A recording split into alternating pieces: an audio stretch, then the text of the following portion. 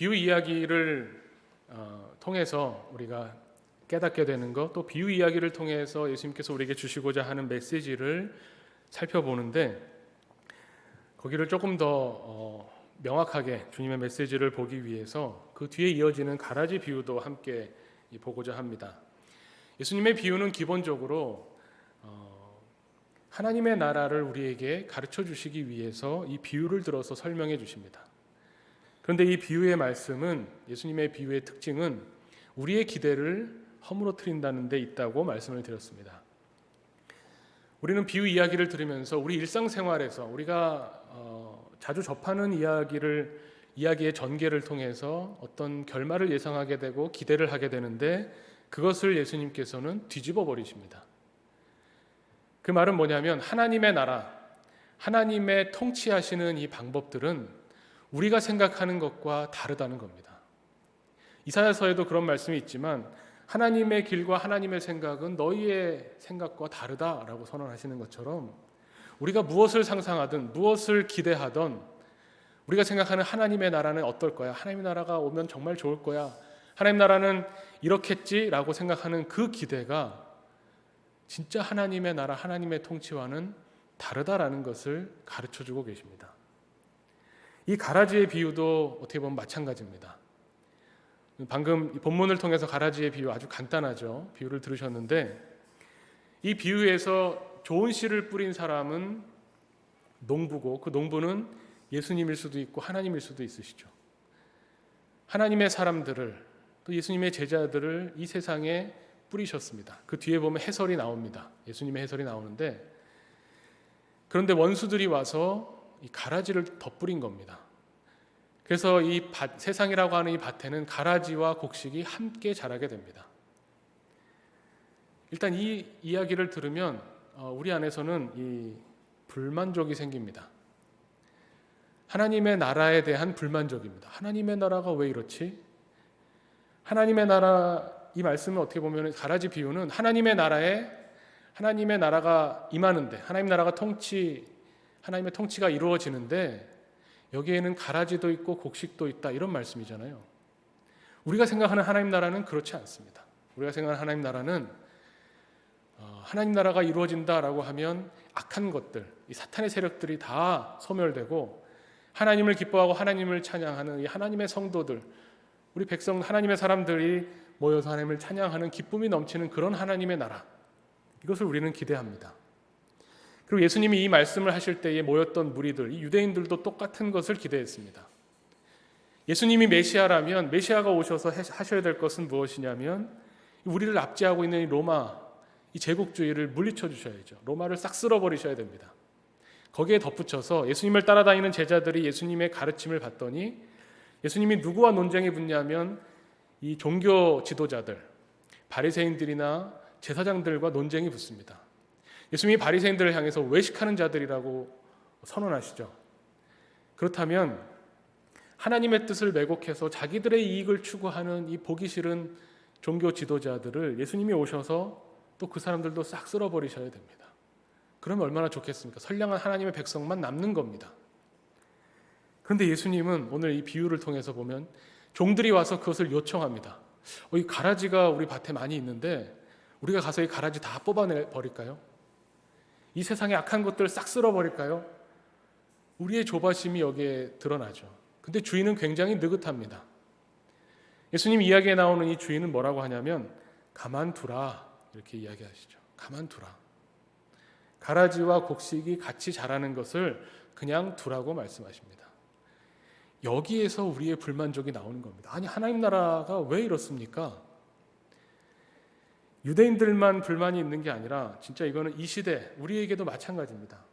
우리에게 있어서 구원은 뭐냐면 나쁜 것들이 싹 없어지고 우리에게 좋은 것들만 남아야 구원이 아닌가 생각합니다.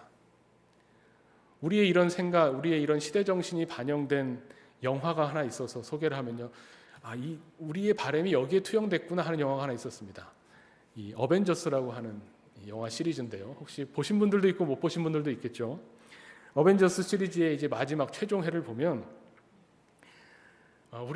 우리가 바라는 구원이 뭔가가 드러납니다. 거기 보면, 혹시 못 보신 분들을 위해서 아주 짧게 설명드리면, 이 우주가 탄생될 때 어떤 돌멩이 6개가 이 에너지를 모으고 갖고 있었는데요. 이 돌멩이 6개를 모으면 그걸 한 군데 모아서 장갑에 끼워서 이것을 이제 손가락을 탕 튕기면 원하는 게 이루어지는 겁니다. 이렇게 말하면 굉장히 유치하게 들리죠. 무슨 6개의 돌을 모으면 소원이 이루어진다 뭐 이런 겁니다. 근데 처음에는 이것을 빌런이, 이 타노스라고 하는 악한 이 악이 이거를 모아가지고 손가락을 튕겨서 어떻게 됐냐면 우주에 있는 생명체의 절반이 사라져 버렸습니다. 위기 상황이죠. 온 우주의 위기 상황이 왔습니다. 이 위기에서 구원해 줄 사람들이 누굽니까? 히어로죠. 그래서 이 히어로들이 뭉친 게 어벤져스입니다. 이 어벤져스 히어로들이 뭉쳐서 타노스와 대항해서 다시 이 돌멩이들, 인피니티 스톤이라고 할게요. 네, 고상하게 인피니티 스톤이 모여서 다시 그걸 그 장갑에 끼워서 다시 한번 손가락을 땅 튕깁니다. 이게 클라이막스 결말 부분입니다. 손가락을 땅 튕겼더니 어떻게 됩니까? 이 타노스를 비롯한 악의 세력이 완전히 소멸되고 사라졌던 절반의 생명이 다시 회복됩니다. 이게 구원이죠. 얼마나 멋진 구원입니까? 손가락 하나만 땅 튕기면 그 꼴 보기 싫던 모든 악의 세력이 싹 소멸되는 겁니다. 우리는 이런 구원을 바라고 있는 겁니다. 우리가 기도하면 하나님, 내 이 어려운 문제 싹 좀 해결해 주십시오. 그래야 우리가 구원받았다고 우리는 느낄 수 있다라는 겁니다. 이게 우리가 바라는 구원입니다. 예수님이 메시아라면 우리에게 이런 구원을 베풀어 주셔야 됩니다라고 생각했다는 겁니다. 그래서 바로 마태복음 13장 앞부분에 세례 요한조차도 예수님에게 사람을 보내서 물어보는 겁니다. 당신 메시아 맞습니까? 왜냐하면 메시아가 하셔야 될 일을 안 하고 계시는 것처럼 보였기 때문에 그렇다는 거죠. 그런데 예수님은 분명하게 선언하십니다. 하나님의 통치는 그런 것이 아니다라고 말씀하시는 거예요. 하나님의 통치는 지금 가라지라는 가라지는 눈에 보이는 족족 다 쏙쏙 뽑아서 이 세상의 악을 완전히 소멸시켜버리는 그런 방식으로 하나님의 나라가 임하는 것이 아니다라고 말씀하십니다.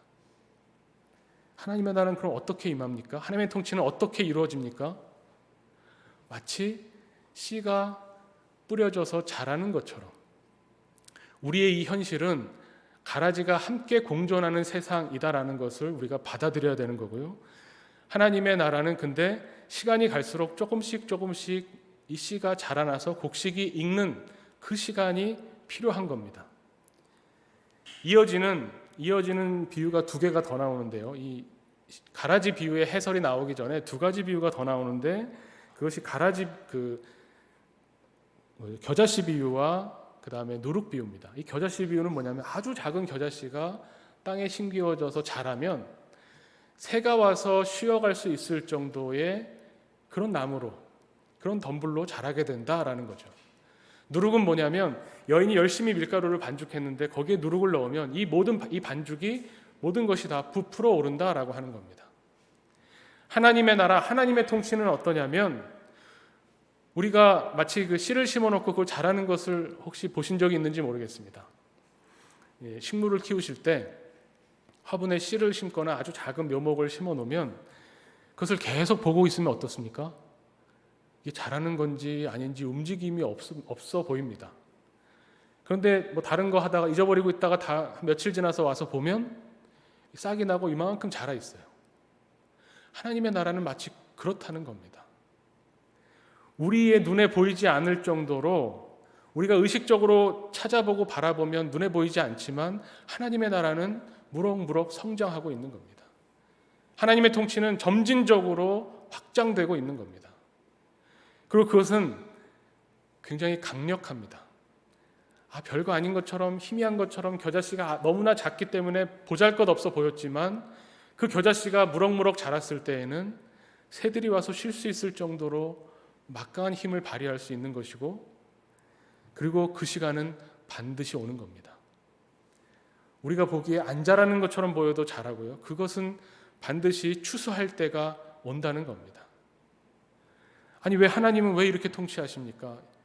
왜 예수님이 오셨을 때 2000년 전에 예수님이 십자가에 죽으셨을 때 우리를 구원하셨다고 선언하셨는데 2000년 동안 우리는 왜 이렇게 악한 세력과 같이 있으면서 괴로워해야 됩니까? 예수님 오셨을 때 악의 세력을 완전히 물리쳐 주시면 우리가 훨씬 편하지 않겠습니까? 라고 생각한다면 하나님의 기준이 아닌 거죠. 그건 하나님의 통치가 아닙니다. 나의 통치가 되는 겁니다. 예수님이 가르쳐 주신 하나님의 나라는 철저하게 하나님의 통치, 하나님이 하나님 되신다는 것을 우리가 받아들이고 인정하고 순종해야만 되는 것을 말씀합니다. 오늘 우리에게 주어진 매일 성서일과의 그 본문에 병행하는 본문 시편을 보면 시편 86편이 나옵니다. 거기 시편 86편에 보면 이런 구절이 나옵니다. 10절에 주만이 하나님이시니이다. 시편의 기자가 하나님을 찬양하고 하나님을 고백하는데 뭐라고 하냐면 오직 주님만이 나의 하나님이십니다. 그것이 시편의 같은 본문입니다. 이사야서에는 뭐라고 하냐면 44장 6절을 말씀 보면 이것도 오늘 병행 본문인데 하나님께서 이스라엘 백성을 향해서 이렇게 선포하십니다. 나 외에 다른 신이 없느니라. 오직 하나님만이 하나님이시다라는 것을 고백하는 사람들이 하나님의 사람입니다. 하나님의 통치를 받는 하나님의 백성입니다. 하나님 왜 하나님의 나라가 이렇게 임합니까? 왜 하나님 악한 것들을 왜 내버려둬야 됩니까? 그 말은 뭐냐면 내가 선악을 판단하겠다는 겁니다. 선악을 판단하겠다는 게 뭐죠? 창세기에 나오죠. 선악과를 따먹는 겁니다. 하나님만 선악을 판단하는 기준이 되는 게 말이 되느냐? 나도 선과 악을 판단할 수 있다. 그래서 선과 악을 알게 하는 나무의 열매를 따먹게 되는 거죠. 그것이 우리의 죄입니다. 그때부터 문제가 생깁니다. 오늘 이 가라지 비유를 철저하게 예수님이 이 비유를 통해서 우리에게 하나님 나라를 알려주신다라는 이 관점에서 이 말씀을 보지 않으면 어떻게 되냐면 우리의 기대, 우리의 생각, 우리의 계획을 가지고 이 말씀을 접하게 되면 이 말씀에서부터 우리가 만족할 만한 결과를 얻어내려고 하게 됩니다. 이 가라지 비유에 있어서 제일 관심 갖는 게 뭘까요? 저도 그렇지만 사람들이 가장 관심 갖는 게 뭘까요? 이 세상에 가라지와 곡식이 함께 있어? 그럼 가라지를 어떻게 분별할까? 가라지 구별법, 이게 제일 관심 있잖아요, 우리는.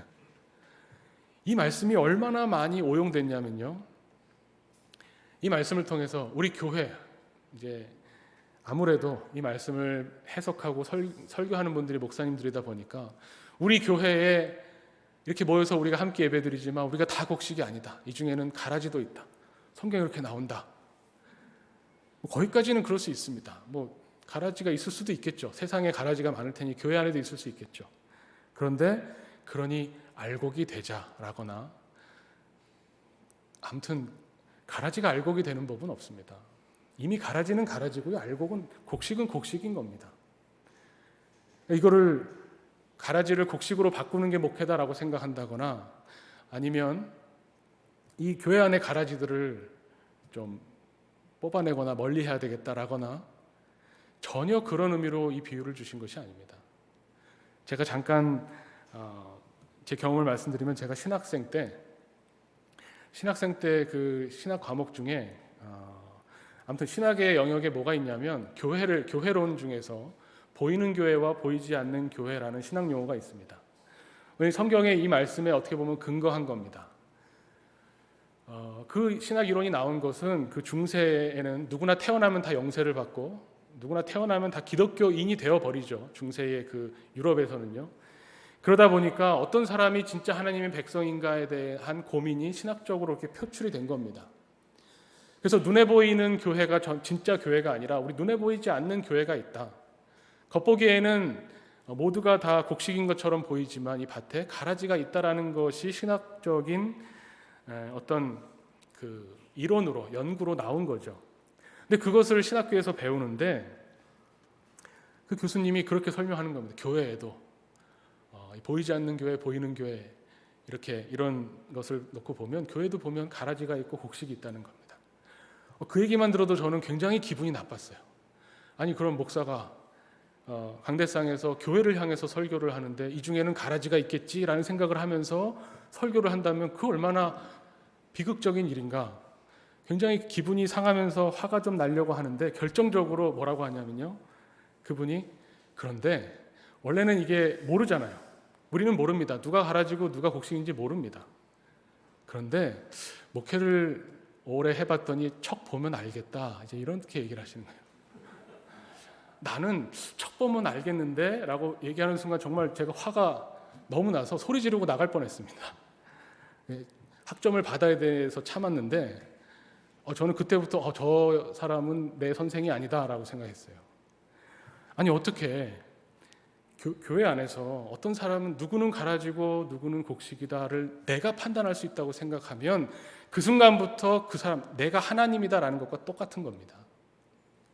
예수님이 가라지 비유를 하신 것은 가라지를 잘 분별해라. 가라지가 너희 중에 섞여 있으니 잘 분별하고 멀리하고 조심하고 알곡이 되어서 튼실한 곡식이 되어서 하나님 곳간에 들어와라. 그런 의미가 전혀 아니었다는 겁니다. 그런 말씀이 아닙니다. 오히려 이 말씀은 이미 가라지는 가라지고 곡식은 곡식입니다. 그럼 이 말씀이 어떤 사람에게는 두려움으로 옵니다. 내가 혹시 가라지면 어떡하지? 내가 아무리 열심히 교회를 다니고 회개를 하고 기도를 해도 심판날에 주님이 오셔서 너는 가라진데? 하고 왼편으로 제끼시면 나는 어떡하지? 두렵고 무서운 소식이 되기를 원해서 이 말씀을 주신 게 아닙니다.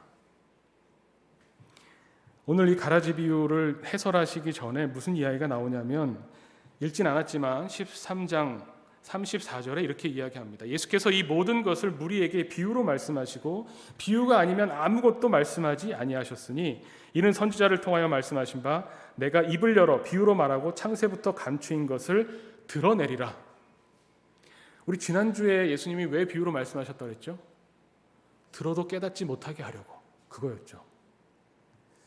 바로 지난주입니다. 조금만 생각해 보시면 지난주에 이사야를 인용하면서요. 하나님이 이사야를 보내실 때 너 가서 내 말을 전해라. 그러면 이스라엘 백성들이 내 말을 들어도 깨닫지 못할 거다. 이래서 보내셨다는 겁니다. 왜 예수님이 비유로 가르치셨느냐? 들어도 깨닫지 못하게 하려고. 큰 무리가 예수님께로 몰려왔습니다. 예수님이 발 디딜 틈이 없어서 배에 올라서 무리를 가르쳐야 될 정도로 많은 사람이 왔는데 그 중에는 듣고 깨닫지 못하는 사람이 많았습니다. 근데 똑같이 비유로 말씀하신 것을 이야기하면서 오늘 말씀에서는 왜 비유로 말씀하셨느냐? 비밀을 감추인 것을 드러내려고, 깨닫게 하려고 비유로 말씀하셨다는 겁니다. 이 앞뒤가 안 맞죠? 비유는 그런 겁니다. 양날의 검같이 비유를 듣는 어떤 사람은 그 비유 때문에 도무지 하나님의 말씀을 깨닫지 못합니다. 그런데 어떤 사람은 그 비유를 듣고 감추어져 있던 하나님 나라의 비밀을 깨닫게 되는 겁니다. 어떤 사람은 영 못 알아듣고 어떤 사람은 알아듣게 되는 것. 그래서 비유로 말씀하셨다는 겁니다. 이 말씀을 이해하려면 우리 잘 아는 요한복음 3장 16절 17절 말씀을 보면 됩니다. 요한복음 3장 16절은 우리 다 외우고 있으시죠. 하나님이 세상을 이처럼 사랑하사 독생자를 주셨으니 이는 그를 믿는 자마다 멸망하지 않고 영생을 얻게 하려 하심이라. 하나님이 예수님을 보내신 것은 영생을 얻게 하려고 보내신 겁니다. 그런데 하나님이 17절은 이렇습니다. 하나님이 그 아들을 세상에 보내신 것은 세상을 심판하려 하심이 아니요 그로 말미암아 세상이 구원을 받게 하려 하심이라. 하나님의 목적은 분명합니다. 예수님을 통해서 이 사랑하는 세상이 하나님이 사랑하는 이 하나님의 백성들이 구원받기를 원하시는 겁니다. 그래서 예수님을 보내셨습니다. 심판하려고 이 가라지 다 뽑아내려고 이걸 보내신 것이 아니라 곡식을 거두려고 보내신 겁니다. 그런데 자연스러운 결과가 뭐냐면 그 다음 18절에 이어지는 게 그를 믿는 자는 심판을 받지 아니하는 것이요. 구원을 받았으니까 심판이 아닌 겁니다. 믿지 아니하는 자는 하나님의 독생자의 이름을 믿지 아니하므로 벌써 심판을 받은 것이니라.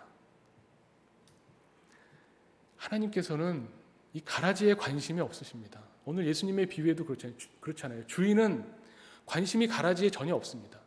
원수가 와서 가라지를 덧뿌리고 하는데 그 원수를 잡아내겠다. 가라지는 보기만 해도 다 없애버려라. 그런 게 아닙니다. 이 주인의 마음은 어디에 쏠려 있냐면 곡식에 쏠려 있습니다. 이 곡식이 다칠까 봐. 왜 가라지를 뽑지 않으십니까? 물어봤더니 곡식이 다칠까 봐 내가 뽑지 않겠다고 하는 겁니다. 하나님의 모든 관심은 예수 그리스도를 통해서 구원받는 하나님의 사람들에게 관심이 가 있으십니다. 그런데 그래서 예수님이 이 땅에 오셨는데 빛으로 오셨는데 그 빛이 세상에 비춰질 때에 그 빛을 거부하는 사람들이 있는 겁니다. 그 사람들은 이미 결과적으로 그 빛을 거부했기 때문에 너무나 자연스러운 결과로 심판을 받은 것과 똑같이 되는 겁니다. 그래서 비유라는 것이 비유를 통해서 못 깨닫게 하겠다라고 말하는 것이 성립할 수 있는 것은 뭐냐면, 비유를 통해서 깨닫지 못하는 사람은 영 깨닫지 못하는 것이고, 비유를 통해서 하나님의 사람들은 그 비유를 통해서 하나님 나라를 깨닫게 되는, 감추인 것이 드러나는 역할을 하는 것이 비유라는 겁니다. 이 1차적인 책임은 우리들에게 있죠. 하나님의 이 말씀, 복음을 거부할 것이냐 받아들일 것이냐가 1차적인 책임은 우리에게 있지만, 결과적으로 놓고 보면 이것이 하나님이 정해놓으신 거라는 거죠. 이것이 바로 예정론입니다. 예정론이 복잡하게 교리를 만들려고 만들어진 것이 전혀 아닙니다. 초대교회, 오늘 병행하는 본문 로마서 8장에 오늘 우리에게 주어진 본문과 또 그 밑에 나오는 이어지는 이야기들을 보면 로마서 8장에 하나님께서 하나님의 사람들을 미리 정하시고 미리 택하셨다고 나옵니다. 왜 그렇게 표현이 되어 있을까요? 초대교회 때 복음을 전했더니 어떤 결과가 나오냐면, 어떤 사람은 복음을 한번 듣고 예수님을 영접하고 하나님의 사람이 됩니다. 근데 어떤 사람은 아무리 가서 이 복음을 전해도 이 복음을 거부하고 이 복음을 받아들이지 않습니다. 전도해보면 우리도 느끼는 겁니다. 그럼 이걸 놓고 아니 왜 어떤 사람은 복음을 받아들이고 어떤 사람은 복음을 받아들이지 않을까? 처음에는 받아들이지 않다가 나중에는 받아들이는 사람이 있고, 처음엔 받아들인 것 같은데 나중에 배교하는 사람이 있습니다. 도대체 왜 이러는 걸까? 여기에 대해서 설명하고자 했던, 어떻게 보면 이 고민이 예정론이라고 하는 어떤 그 노력으로 표현되는 겁니다. 예정론은 뭐냐면, 아까 말씀드린 것처럼 요한복음, 또 요한복음에 어떤 말씀이 있냐면, 예수님께서 나는 선한 목자다 말씀하시면서 내 양은, 선한 목자인 내 양은 내 목소리를 듣고 나를 따를 것이다, 이렇게 말씀하세요. 그러니까 주님의 양이 따로 있다는 겁니다. 이렇게 예정론이라는 말씀을 드리기가 조심스러운 건, 예정론을 이야기하면 그러면 가라지와 곡식이 정해져 있고 하나님의 사람과 천당 갈 사람과 지옥 갈 사람이 정해져 있다는 건데, 아니 그럼 이미 정해져 있으면 전도해도 소용없고 복음을 전해도 소용이 없고 이미 정해진 사람은 어떻게든 천국에 갈 테니 우리가 열심히 전도하는 게 무슨 소용이 있느냐, 이렇게 생각할 수 있다는 거죠. 예정론은 그것이 아닙니다. 예수님의 이 가라지 비유도 그렇고, 오늘 로마서 8장에 나오는 기다리라, 참음으로 기다리라는 말씀도 그렇고, 미리 하나님께서 택하셨다라는 말씀도 그렇고, 이 말씀은 왜 우리에게 이 말씀을 주셨냐면, 이것이 복음으로 들리는 사람들에게 복음이기 때문에 그렇습니다. 아까 말씀드린 것처럼 가라지 비유가 나 가라지 아닌가라고 걱정을 시키는 말씀이 아니라, 나는 하나님의 씨를 뿌려진, 하나님의 영으로 인도하심을 받는 우리는 하나님의 자녀다라는 것이 로마서 8장의 말씀입니다. 우리는 성령으로 인도함을 받기 때문에 하나님의 자녀고, 로마서 8장 마지막 부분에 있잖아요. 기근이나 전쟁이나 천사나 이 세상의 그 무엇이나 이 세상의 그 어떠한 것도 우리를 하나님의 사랑에서 끊을 수 없느니라라고 로마서가 선포하는 겁니다. 우리는 이미 하나님이 뿌려놓은 씨, 우리는 하나님이 기대하시는 곡식이기 때문에 우리가 세상을 살아가면서 그 어떠한 어려움이 있고, 이 세상에 우리와 공존하고 있는 가라지 때문에 우리가 그 어떤 고통을 받더라도 우리와 하나님의 이 올바른 관계, 우리가 하나님의 자녀라고 하는, 하나님이 나의 하나님이시고 나의 아버지시라고 하는 이 관계는 절대로 끊어지지 않는다라고 하는 것. 그래서 이 말씀을 통해서 우리에게 힘을 주시는 말씀으로 이 말씀을 우리에게 주신 겁니다. 이 비유를 듣고 이것이 얼마나 복된 말씀인가, 얼마나 감사한 말씀인가 받는 사람이 이 비유를 깨닫는 사람인 겁니다. 이 비유를 모르는 사람은 이 무슨 말이야 하고 넘어가게 되겠죠. 이 예수님의 비유를 들은 사람, 오늘 이 비유 이야기의 해설의 마지막은 43절에 나옵니다. 예수님께서 뭐라고 말씀하시냐면, 그때의 의인들은 자기 아버지 나라에서 해와 같이 빛나리라. 귀 있는 자는 들으라. 여기 한 번 더 들으라는 말씀이 나옵니다. 그때의 의인들, 의인은 누굽니까? 하나님과 바른 관계를 맺는 사람이죠. 하나님과의 바른 관계라고 하는 것은 하나님이 아버지고 우리가 자녀라는 것을 누리는 사람입니다. 로마서에서 얘기하는 게 바로 이것을 설명하는 거죠. 하나님과 바른 관계를 맺은 사람들, 이 사람들은 결코 변할 수 없는 겁니다. 중간에 곡식이 가라지가 되는 경우는 없다는 겁니다. 그렇다면 우리의 삶은 예수님 말씀처럼 들으라, 이 쉐마는 지난주에 말씀드렸죠. 뭐라고? 쉐마를 그냥 한마디로 말하면 하나님을 마음과 뜻과 힘을 다하여 사랑하라 라는 말씀입니다. 예수님이 이것을 한 번 더 풀어주셔서 이것과 똑같은 게 무슨 말이냐면 내 이웃을 내 몸처럼 사랑하라는 말씀이죠. 하나님의 사람은, 하나님과 바른 관계를 맺은 사람은 하나님을 힘을 다하고 뜻을 다하고 마음을 다해서 하나님을 사랑하는 사람입니다. 그리고 하나님을 그렇게 사랑한다는 것이 내 이웃을 내 몸처럼 여기는 것으로 세상에 드러나게 됩니다. 그렇게 살아가는 것이 예수님이 말씀하시는 하나님의 나라, 하나님의 통치를 누리면서 살아가는 것인데, 이것이, 이 하나님의 나라가 이미 우리에게 임했습니다. 근데 또 그 하나님 나라가 오고 있습니다. 그리고 또 성경의 표현에는 하나님의 나라가 올 것입니다. 이제 완성될 하나님의 나라. 하지만 이미 와서 우리가 누리고 있는 하나님의 나라. 이 하나님의 나라에 대해서 예수님이 우리에게 가르쳐주고 계십니다. 이것을 조금 더 구체적으로 말씀드리면 하나님을, 내 하나님 여호와를 마음과 힘과 뜻을 다해서 사랑하라는 말씀이 좀 더 구체적으로 무엇일까? 말씀을 드리면, 제가 이 예를 어떻게 찾아볼까 하다가 아주 좋은 예가 얼마 전에 기사로 났습니다. 혹시 정경화라는 바이올리니스트를 아시는지 모르겠습니다. 70세가 넘으셨더라고요. 이 정경화 이 바이올리니스트가 얼마 전 또 이제 연주를 하는데요. 이분이 바이올린 연주가로서는 굉장히 유명하고 대단한 연주를 합니다. 근데 이런 연주자들에게 주로 이제 기자들이 가서 이런저런 인터뷰를 하면 꼭 물어보는 게 있죠. 뭘 물어보냐면 연습을 얼마나 하십니까? 이런 걸 물어봐요. 하루에 연습 몇 시간 하십니까? 이런 거 물어보는 거죠. 다른 유명한 연주자들에게도 많이 그렇게 합니다. 근데 이분은 예전부터 이런 질문에 하는 대답이 정해져 있다고 이렇게 나오더라고요. 뭐라고 이야기하냐면, 자꾸 사람 하도 물어보니 몇 시간 연습하냐고 물어보니까 이렇게 말한다고 합니다. 가능한 모든 시간을 연습합니다. 저는 이 대답이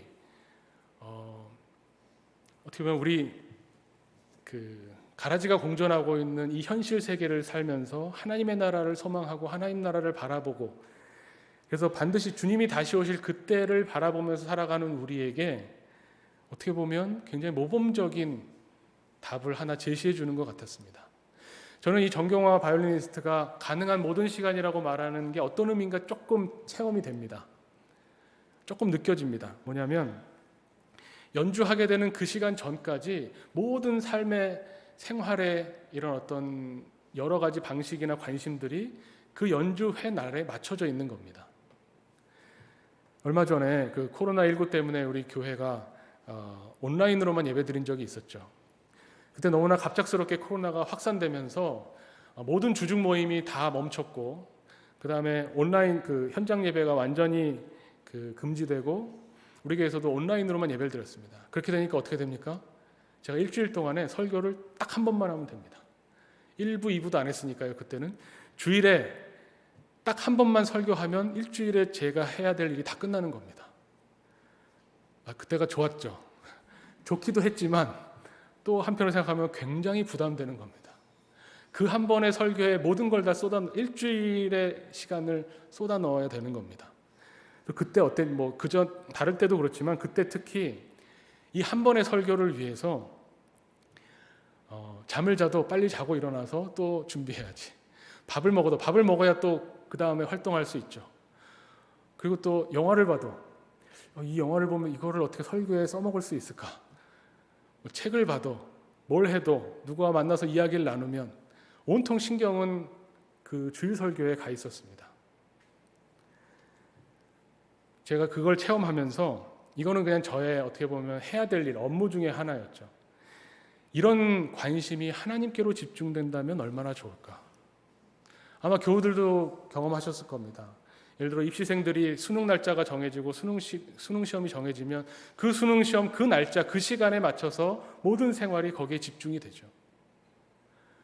결혼식 날짜가 잡히면 어떻게 됩니까? 신랑 신부가, 특히 신부들이 뭘 하나 먹어도 먹지 않죠.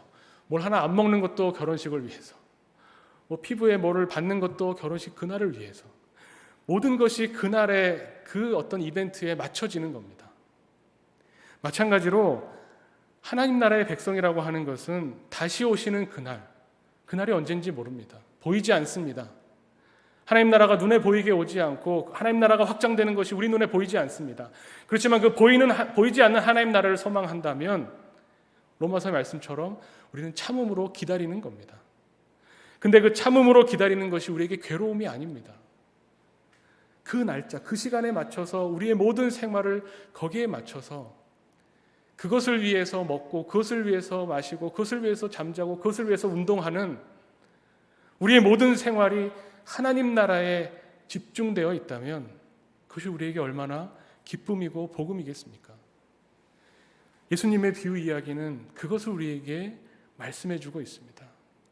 우리가 얼마나 복받은 사람들인가, 우리가 얼마나 하나님의 은혜로 하나님의 자녀가 되어서 이제는 더 이상 우리가 세상을 향해서 두려워할 것이 없고 이 세상의 그 무엇도 하나님과 우리의 관계를 끊을 수 없다고 하는 이 복된 소식으로 말미암아 힘을 내서 하나님 나라를 바라보면서 참음으로 기다릴 수 있는 하나님의 사람들, 그런 복받은 사람들이라는 것을 성경이 우리에게 선언하고 있습니다.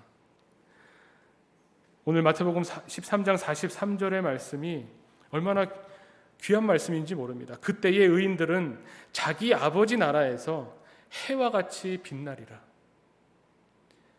예수님이 이 땅에 빛으로 오셨는데 우리도 해처럼, 우리도 예수님과 같이 빛을 내면서 이 세상에 빛나는 사람으로 설 것이라는 것을 말씀합니다. 하나님의 사람으로 이 땅을 사는 것은 이런 것입니다. 오직 하나님을만을 하나님으로 인정하고 하나님의 통치를, 하나님의 나라를 하나님이 주인이시고 하나님이 기준이시고 하나님이 나의 하나님이시다는 것을 고백하면서 그 나라를 현재도 누리고 앞으로 올 나라를 기다리고 있는 사람들, 참음으로 기다리는 그것이 행복하다고 세상을 향해서 고백하는 사람들, 그 사람들이 바로 주님의 제자들이고 그리스도인들입니다. 우리 하나교회 공동체가 주님이 원하시는 이런 기쁨의 공동체가 되기를 간절히 원합니다. 하나님의 나라에 우리의 모든 것을 맞춰놓고 집중하고 그 하나님 나라를 기다리는 것이 행복해서 이 세상에 이 하나님의 나라를 드러내는 그런 주님의 제자 공동체 되시기를 간절히 축원합니다. 함께 기도하겠습니다. 하나님 아버지 감사합니다. 하나님의 나라가 어떠한 것인지, 하나님의 통치하심이 어떠한 것인지 주님의 말씀을 통해서 우리가 다시 한번 묵상합니다.